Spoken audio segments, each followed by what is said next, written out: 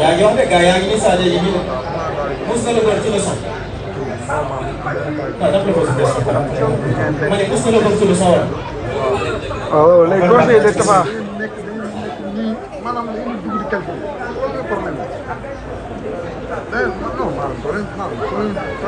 salaamaaleykum maa ngi leen di nuyu di leen ziar donc li ngeen wax ba dugg après fii. ñu bëri xam nañu fi aussi ñu ma xam je suis le frère à Sadio maanaam moom ñoo bokk ndey ak baay mais su xam ne Sadio xelal la posé am na lu ma bëgg laaj. doomu Sadio bi doomu Sadio doomu Sadio ngir yàlla gaaw boo paree tànta.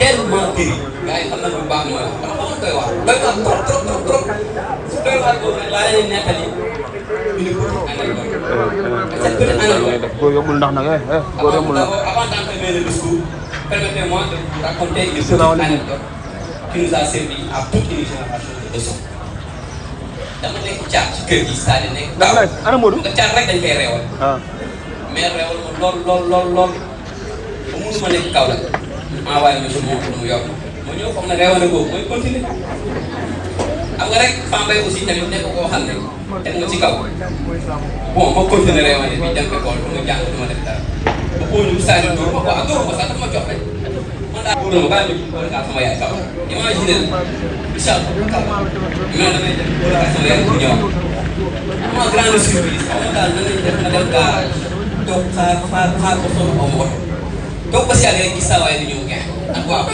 boobu bi nga sol yére vax yooyu gars yi xam nañ li may wax léegi bu solee benn yére vax wax na day la am nii moo am ko problème loolu àdduna la yére boobu moom benn instant tellement ba jël yére bi ko dugal ko si jege ñaay mu sol ko parce que yére boobu cam ko si la nga ñaay woon quoi mooy yére joolaa yooyu xamoon naa soxla ko trop kër bi daal après man maa ko mujjee libéré quoi man daal saa yi ñëw récupéré man nag ne ma saa yi ñëwal ñu dem kër ga toog du ma la dóoram du ma la def dara ñëw ma reer ko suur naan ba man ne ma demal tëdd ba dem tëdd am ma grande surprise lundi 8h pile boobu solo nit la woon nag ñu toll lu ko neex moo tax mu ne ma mosoo lekk naa Kayar solo conseil de jàngal extra dama prenez yii fi la waroon yàlla di xaaral c'est-à-dire daf ko dóor mooy bëgg léegi ci dóor boobu nag lu tax mel ne sax dana tax nous a servi de leçon ci dóor boobu élèves seen wàllu bopp ñoom dañ doon jooy ñu ne comme que kii ñu bokk ak ndey ak baay doomam la mën a def nii asamaan bi ñoo xam ne ñu jural ñu fan lañ jëm du coup j'avais fait une petite transition ci loolu wax ne dóor yooyu mu dóor nous a servi beaucoup de leçons et aussi Sadio a remporté 2 batailles sur dóor yooyu lesquelles il a remporté la bataille de la communication ak la bataille de la badine génération boo badine nag wax carnage la si la remporté bataille ba génération bi ñëw buñ ne Sadio moo la yor rek saa waay sa xel du dara ci quoi tuub rek ngay def ak jàng anecdote boobu laa leen bëgg a nekk di tuuti maa ngi koy sant avant ma tëdd di suul donc permettez-moi de faire aussi une petite transition mooy bu wax Sadio comme lu ko ñi nga ko waxee wax Fambaye. naka mosuloo nekk maa dama la laaj maa dugg si liggéey rek maa dugg si liggéey rek liggéey yi pourtant gars ñooy arnaqué rek boo xoolee ñooy duggee sa compte Wave yeeg seen yu bëri xam nga am accès sa téléphone. kay la yaa ko bàyyi si xel de. man sama yaay laa ko tuddee dama am doom taw ma tuddee ko ma amaat góor mais dama koy tuddee mais non dafa gën xaaral ma jël magam bu ma yaroon. ba nga xaar ma jox ma nice yaram dafa abonné. muy Mamadou Ba Mbaye. waaw yaram dafa lu ko bàyyi ma jël Mamadou Ba Mbaye taw Mamadou Moustapha tuddee ko am naa doon ma amaatee jigéen Mamadou Ba laa koy Sadio gis dara parce que man ak moom dinaa gën a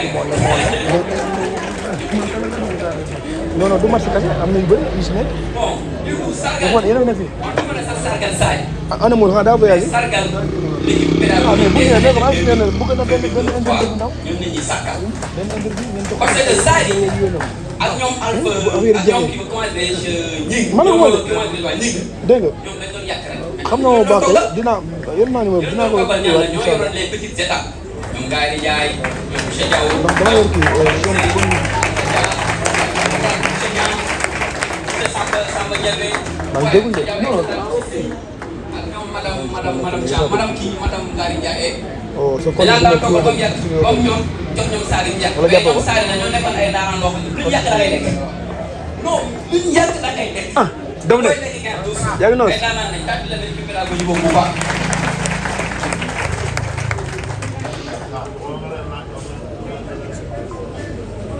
bon lu tax mën a ngeen tàggat woon équipe pédagogie bu baax. parce que dafa am benn proverbe bu wolof. téléphone say sàcc. waaw gars yi taxaw wala jàpp si kon lëg loo ko bañ na mu gën a def mën a daw. moom la laaj boo ko ubbee après su ñu mën a abal. kay taxaw. équipe pédagogique bi da ngeen mën a tàggat bu baax. yaa ngi si def. waaw léegi bu moom bu continué ak activé rek. damay def directement. mais nga partage daa ngi si. au nom des élèves Sani. non kii laay wax. waaw. da nga yëmbat ba Monsieur le yëmbat préfet. yow. Monsieur le maire. Mesdames et messieurs les autorités administratives, religieuses et coutumières. Chers directeurs d'école ici représentés. Chers enseignants. Chers parents. Chers invités à vos titres, grands et grands, distingués. Mesdames et messieurs. Chers camarades élèves de Monsieur Sali. C'est avec une émotion profonde et une immense fierté pour nous, union élèves de Monsieur Sali. Prenons la parole aujourd'hui pour exprimer notre reconnaissance et notre admiration envers ces militants passionnés, nos esprits, guidés non pas et à contribuer à faire et les hommes que nous sommes devenus. ok nañ si bàjjen ndax pàcc Nous sommes là pour rendre hommage à un homme qui a marqué nos vies de comme manière gars yi maanaam indélébile. ay jox ma 100 000 ak wala jox ma 10 000 ak wala jox ma nangam moom xaatu la ko wax loolu. Notre maire, nga jox ko. notre formateur, Monsieur El Hadji Sali Massamba Nagué, cher invité, vous conviendrez tous avec nous qu'il y a des rencontres, des visages, des voix et des présences qui marquent une vie pour toujours et pour sans doute changer l'existence. Là, notre avec Monsieur Sali en fait partie. Le sens du devoir et le respect des autres, tout en éveillant en nous le sens de l'effort.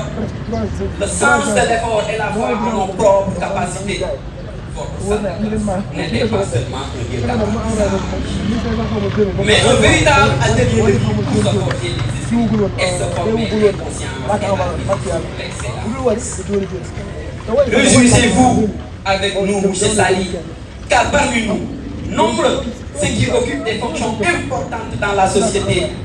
Fiers de dire, nous sommes devenus des fonctionnaires, des amoureux de l'enseignement comme vous, des responsables, des hommes et des femmes engagés dans divers domaines dans ces pays et d'ailleurs.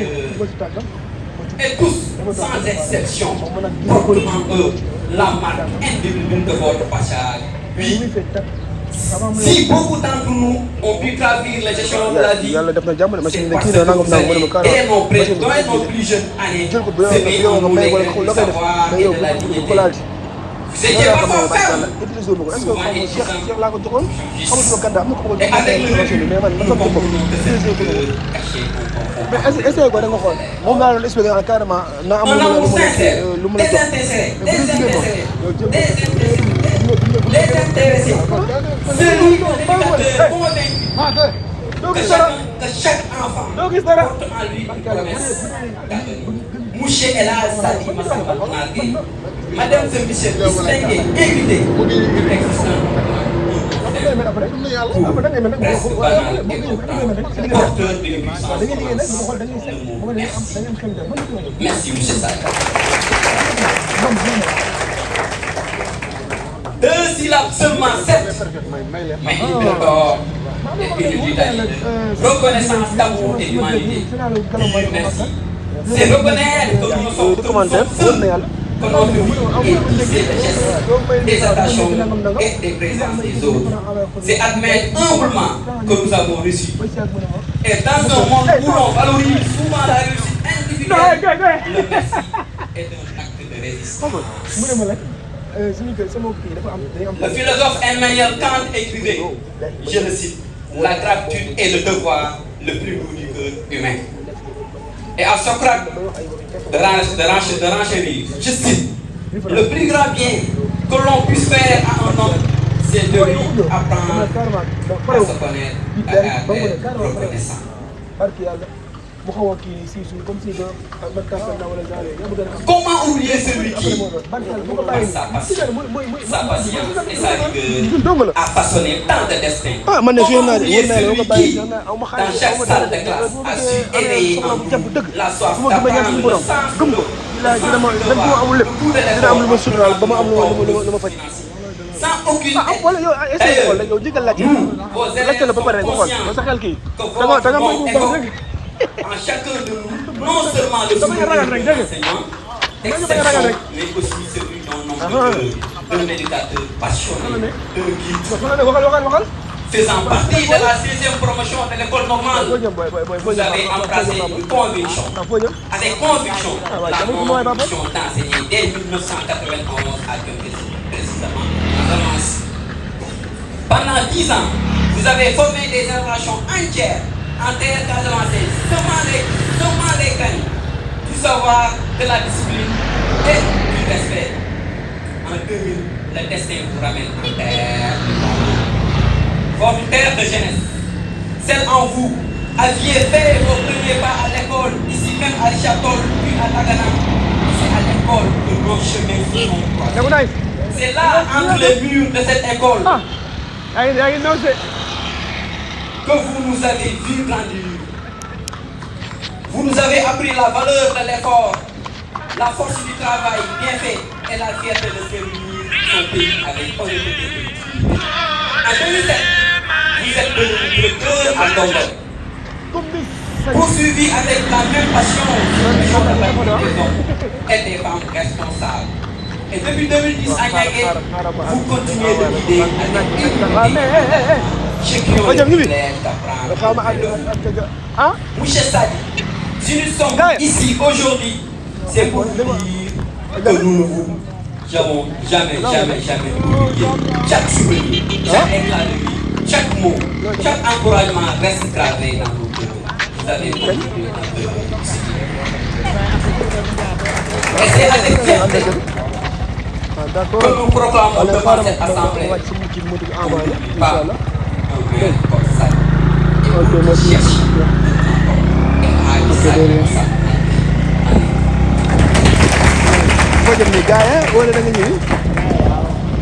le jour de joie et d'hommage, nos pensées vont